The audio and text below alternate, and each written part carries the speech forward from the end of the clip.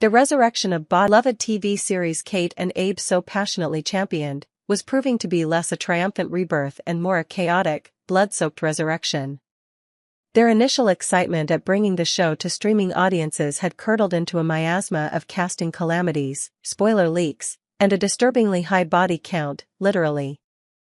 While the poisoned actors were expected to recover, the emotional poisoning of Bonnie was a far more serious matter.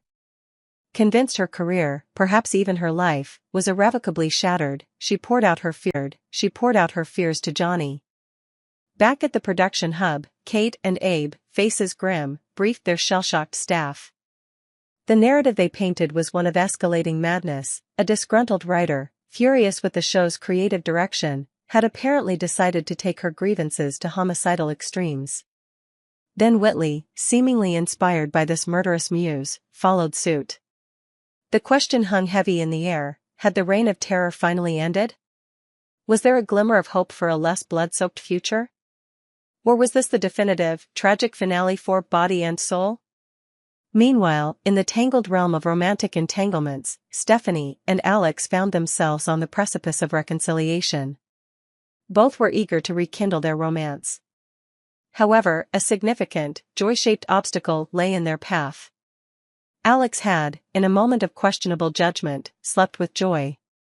Their agreement had been clear: no strings, friends with benefits. Simple, right? Wrong. Joy's perspective on the arrangement had shifted dramatically. Suddenly, New York City visits to meet her mother, Valentine's Day plans, and all the trappings of a serious relationship were being discussed. And then there was the near-death experience. Alex had saved Joy's life, a heroic act that, in his mind, only amplified his guilt about ending things. He felt obligated, tied to her by this act of life-saving. From an outside perspective, however, it seemed a rather equitable exchange. Alex had saved her life, she had, arguably, freed him from a potentially disastrous relationship.